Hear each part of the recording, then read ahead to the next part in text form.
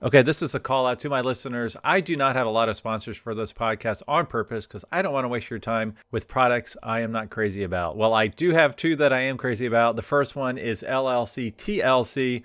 This is where you can save money on your car registration every year. You can set up a Montana LLC and pay no sales tax on your vehicle purchases, which is really amazing. Now, you can also permanently register your classic cars in Montana to avoid any annual renewal fees.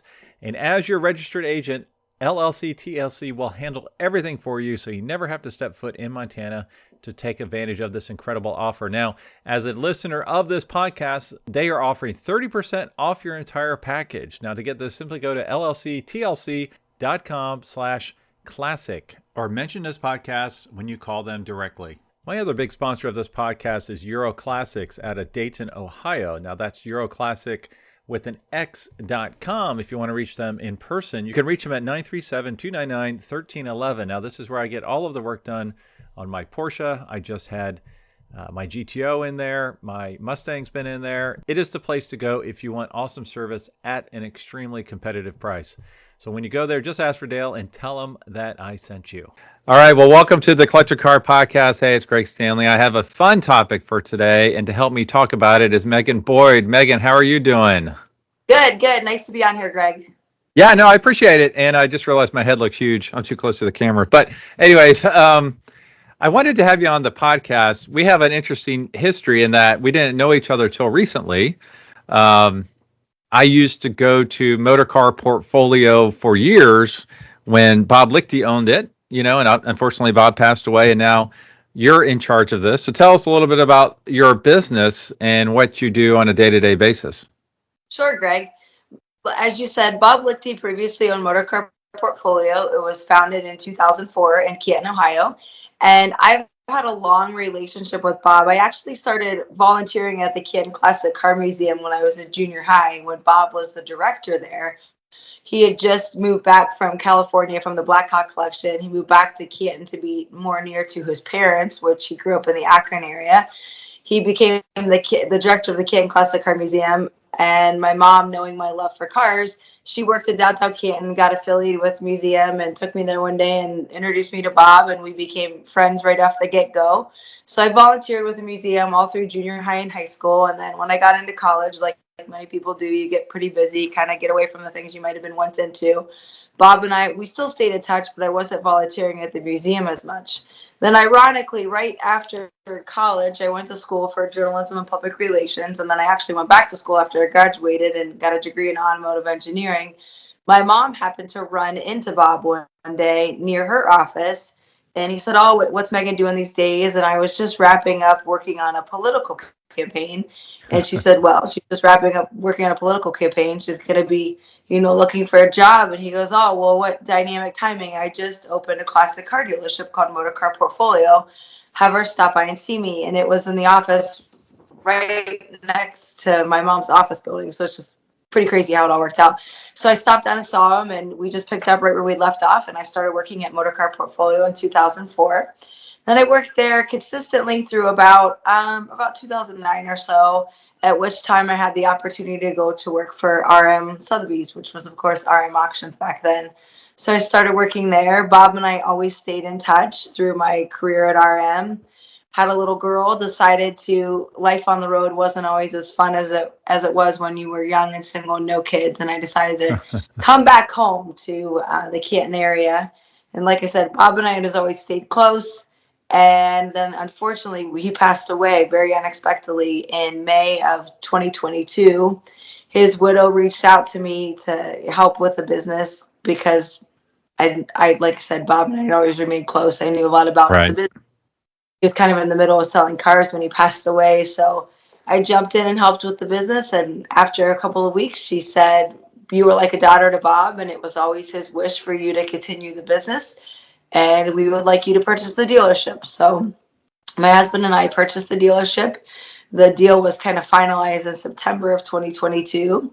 And then right away, we were actually in the process of buying a 30,000 square foot facility closer to our house, just outside of Canton in a little town called Magnolia.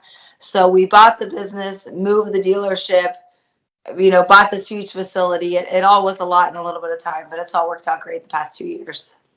Yeah, that's really awesome. And I finally dropped by, I don't know, 3 months ago or so, and you gave me the full tour, and I was really impressed. I thought it was cool. And one thing that I'm always, anytime I have a question about something, I kind of turn it into a podcast because I figure if I have a question or I wonder about something, I'm pretty sure someone else is wondering about the same thing.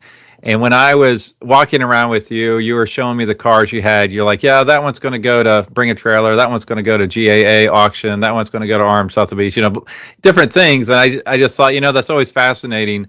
As a car specialist for RM Sotheby's, I know there's a lot of stuff I can't get into an RM Sotheby's auction for whatever reason. We don't sell a lot of, Barracudas, or whatever.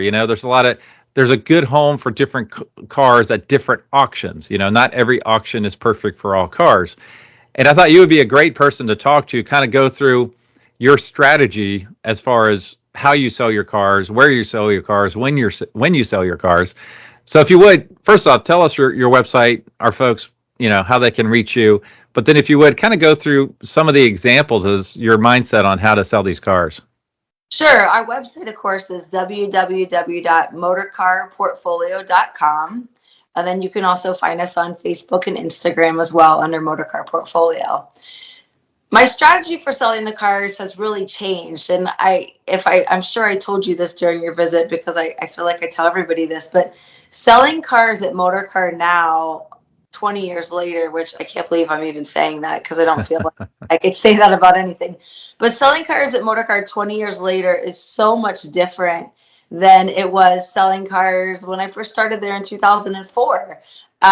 Print was a huge thing back then. Half of my job, I feel like, was getting, ads ready for Hemmings and Auto Trader and all these different magazines. And we'd have like a 90-day lead time. So you would put an ad together and then people wouldn't see it for like 90 days. It sounds so silly to me now, but it kind of reminds me of when I worked with Donnie Gould at RM. His dad, Tiny Gould, Donnie had all these letters and pictures from whenever Tiny used to sell things by mail. So I guess we just see the progression of things in our career. And, nowadays I put things on Hemmings' website and I can get a call about it 20 minutes later. So things are changing. And, whenever I first worked with Bob in the early 2000s here, we did sell and buy a few cars from time to time at auctions, definitely at RM, definitely at the Rally Classic, different things. But I feel like the auction part of the collector car business has become even stronger. I think it's just because of the popularity of auctions. And over the past 20 years, people have seen more and more auctions on the internet. On TV.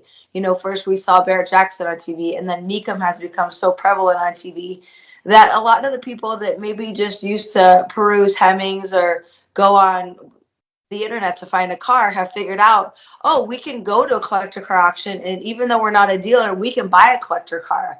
So I think that we've had to take that into consideration a lot more and make that part of our selling strategy as to, I'm not just advertising cars online, I'm actively selling cars at different auctions like you mentioned.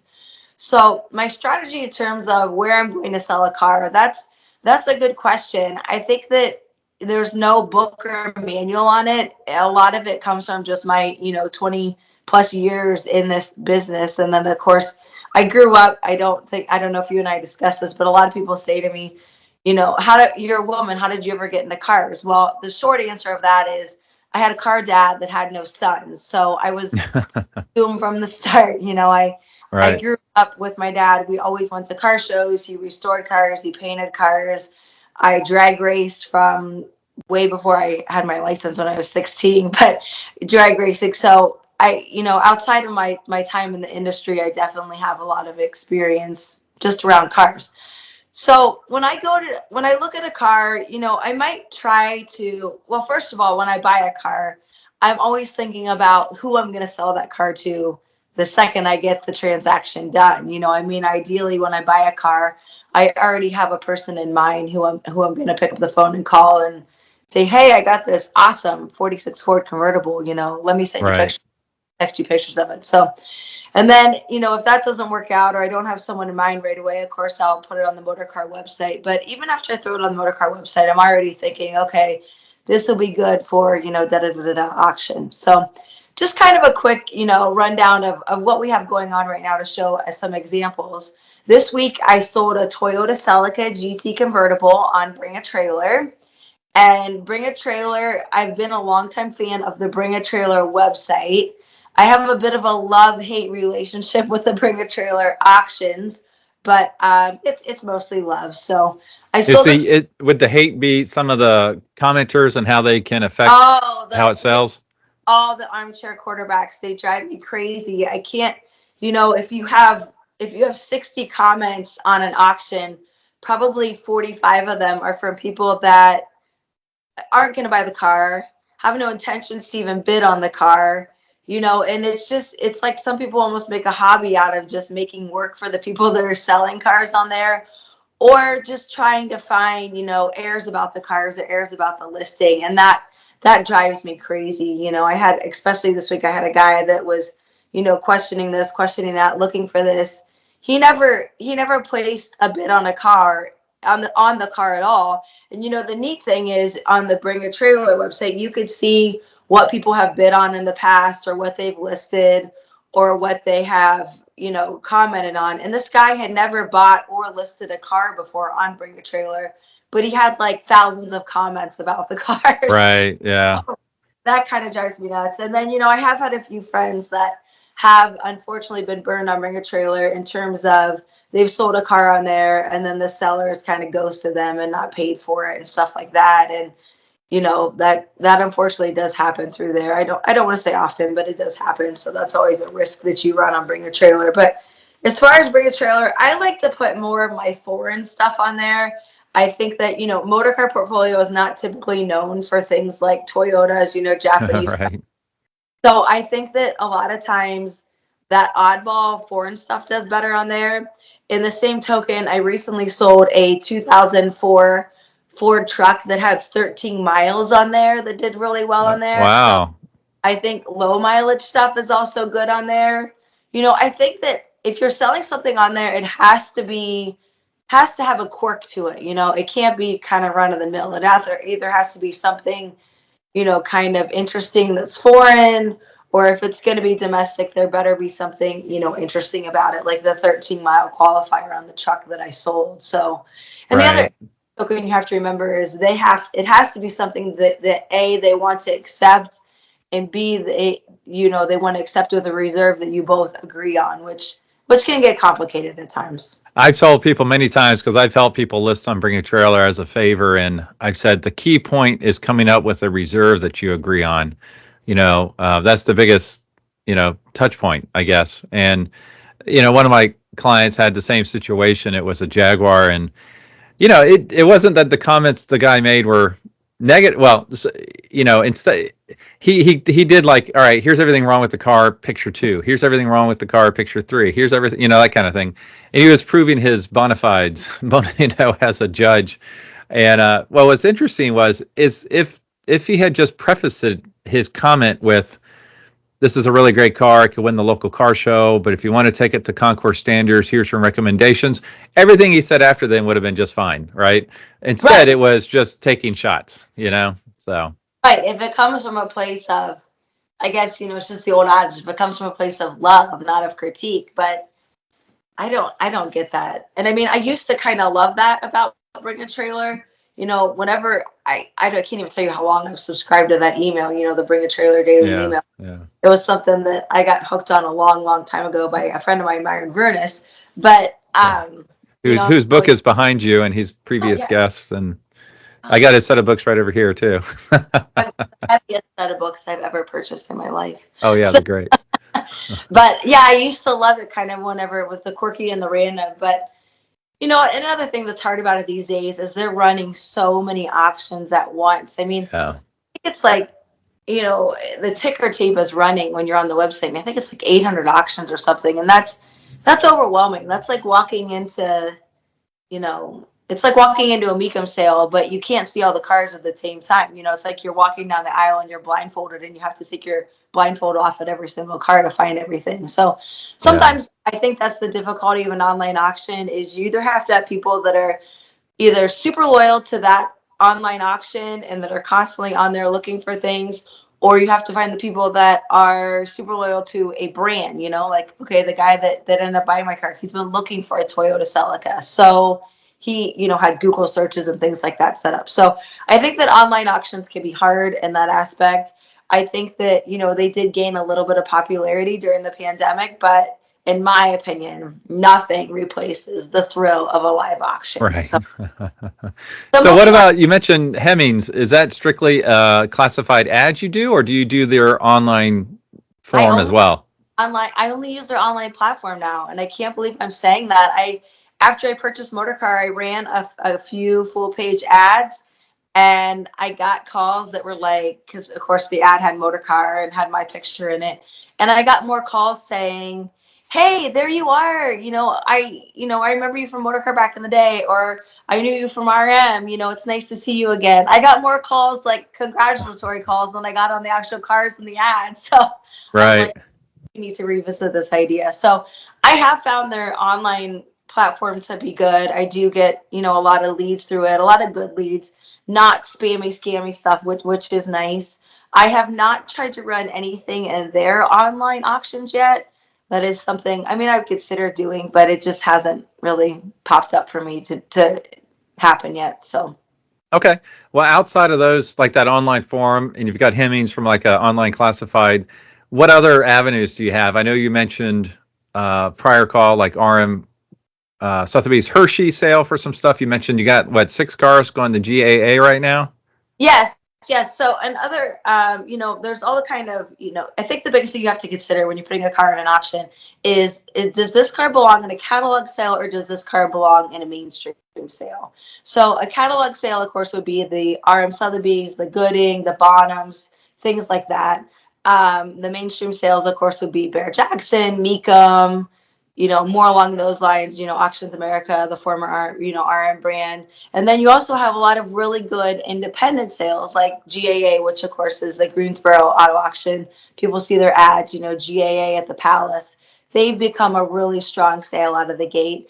You also have Premier Auctions that does down in Punta Gorda. They're more of a mainstream sale. And what I say by mainstream is they're selling kind of a little bit of anything and everything. Is you're going to mostly see domestic cars there. You're going to see ones that are stock. You're going to see ones that are, resto mods, a big mix of everything. So you're not talking about necessarily, it's not to say they don't have it because, they all do, but, you're not necessarily seeing, numbers matching, these sales. At the Mecum sales, you see stuff like that. But yeah, so I have some cars that are running at Greensboro. They're going to run next weekend. Like I say, it's kind of more, mainstream stuff that appeals to a wider audience. So I'm running a 60 Pontiac Catalina wagon, which That thing's cool. yes, it's a car you saw when you were here. It has 5,600 actual miles from new. So I think that it'll be a really good stand out there. It's an awesome car. It's mostly original. It has had one repaint. The family owned it for, over 50 years, which is awesome. So, and then I'm running a 56 Continental there. It is a supercharged car. It had a supercharger put on it, a McCullough supercharger put on it at the dealership when it was brand new. I just actually had their supercharger rebuilt by Paradise Wheels in LA, and they did a fantastic job. When I got it back, I don't even think it was ever working before. So the next owner of that car will be, delighted with that. And I that have, car is crazy because that's that dark green and, was it a 56 Lincoln Continental yeah, with a yes, supercharger? And it's yep. so cool to see that thing. Yeah, it's like a dark kind of emerald green, and it has a little bit of metallic in the paint, and it sparkles in the sunshine. And the guys have done an amazing job detailing it this week. And that's when the kid in the candy store kind of comes up at me, or it's really hard for me sometimes to get rid of some of these cars, and maybe I'm in the wrong business because I just want to keep them all, Yeah. especially get nice and clean and detailed. I looked at it and I thought, oh my gosh, maybe I shouldn't sell this, but I can't keep them all because I'm in business to sell them. So, and then I'm also taking a really cool 40 Ford pickup truck. I don't think that was here when you were here. It was professionally built by, it's a resto mod. It was professionally built by classiccars, Kevin Kaiser up in New York. And it has a small block Chevy in it, you know, Heights front end, kind of all the bells and whistles, Dakota digital gauges, runs and drives amazing. My husband and I actually bought that for our personal use, and we put about 5,000 miles on it in the past year. So we just decided that it's something that should be passed on to the next person. So let's see, that's three. I'm taking a 560 SL Mercedes with about 40,000 actual miles on it. It's just a nice kind of smoke silver color, just a nice cruiser. It's just, I mean, it's amazing when they only have low mileage on them and they're actually in nice shape. You know, 560s, the market has really, you know, climbed on those a lot. I think it has come down some. Luckily, you know, I bought it at the right time, so I didn't get crazy amounts of money into it, but I'm taking that. I have a really awesome brand new 39 Ford street rod that I'm taking there. It's got, of course, a small block Chevy in it. It's just, it's only got 50 miles since the guy built it. The guy built it and then, you know, decided that he wanted to, just like every other car person, something else piqued his interest and he was ready to move on. And he called me and said, you know, hey, I got this car. I'm ready to buy something else. You know, do you want it? So it's a nice car. Everything is brand new. I mean, the interior looks like it's never even been sat in. And then for the fun factor, I have a super cute little 58 Volkswagen dune buggy. So Oh, that's cool. Yeah. yeah, it's a neat little car. It's kind of a dark purple. So I think it'll do. I think it'll do well, though. I mean, there's always with the re-emergence of the Manx brand lately. There's been a resurgence and popularity of those dune buggies. So let me ask you this. I guess a couple things real quick, not to get into the weeds, but I love this 560 SL fact. Like this is probably 3 years ago, but you know this. 3 years ago, if the car had 100,000 miles, it was a $10,000 car. If it had 10,000 miles, it was a $100,000 car. It was like this scale, you know. Now that has gone up. You know, now if you have a 10,000 mile car, it's over 100 grand now. But like you said, I think they have gotten flatter recently. So it'll be interesting to see what that would do. All of those cars you mentioned would also do well at like Mika Mindy. So what did you even think about Mika Mindy? Because I think that's closer physically to where you're based, or was it always GAA based on timing? Well, it was GAA based on timing more than anything. Plus, as you know, in this business, being a specialist as well, things are all about your relationships. And I have a Right. great relationship with GAA, and they always, treat me so good down there that, you know, why not, But we have sold some cars at Mecum, specifically Mecum Kissimmee, which is crazy. Crazy. I Yeah. mean, it's a crazy time. I love going to it. I really enjoy going to the Mecum sales just because, you can't, for anybody out there that wants to go to the ultimate car show, take yourself to Mecum Kissimmee. I mean, you can walk around and see, I think they were up to 5,000 cars this past year, 5,000 Yeah. cars. And the best part is you could buy any one of them. So Right. it's always fun to go and see they have at the Mecum sales. And Indy is the same way. I mean, they get, I don't know how many cars they're advertising for this year, but they get several thousand there too. But I think it's hard. Another thing about those two sales, both Kissimmee and Indy, it's really, really hard for me to have cars there because there's such long auctions. And, they want the cars there at the beginning of the auction. And so if your car isn't running to like the second weekend, you have your car there for 10 days. And I like to always make sure when my cars go to an auction, they are top notch, detailed to the max. Everything is perfect on them. So, it's like, okay, if I'm running a car the second weekend at Kissimmee, then I'm going to be in Kissimmee 10 days, making sure my car, stays up to snuff. So that gets a little bit long and exhausting and hard to be out of the office for that long for sure. But that's, I guess, Yeah. my preference from a Mecum auction. Yeah. Okay. Now, what kind of cars would you take to say like an ARM Sotheby's Hershey sale? Oh, I love the Hershey sale. I love Hershey. It's, as I always say, the most wonderful time of the year. I sing the Christmas song for Hershey, but I would definitely take, and in the past I have always taken, I think that pre-war stuff does better there than almost anywhere. That's where pretty much everyone in the pre-war playing field is going to be. So I think that, especially brass era stuff, if you have stuff like that, it does good there. I've done really great with 30s Fords there. That's something that my husband and I are very known for, is early Ford V8s. We've done really well, in that auction, and at Hershey in general with those types of cars. I wouldn't obviously put anything that's a resto mod or a street rod or anything that wasn't stock in there. I think that sale is also really good for just things that are stock. I mean, even if you had a 60 Cadillac that was all stock, it would do great Right. there. I also feel like 50s Fords and Mercuries do really well there. So yeah, I think that that's a great venue if you have something stock that you want to sell, or if you have something especially all original. And when I say all original, people have many different thoughts about what that means, but all original means it has, the original paint, the original interior, the original components.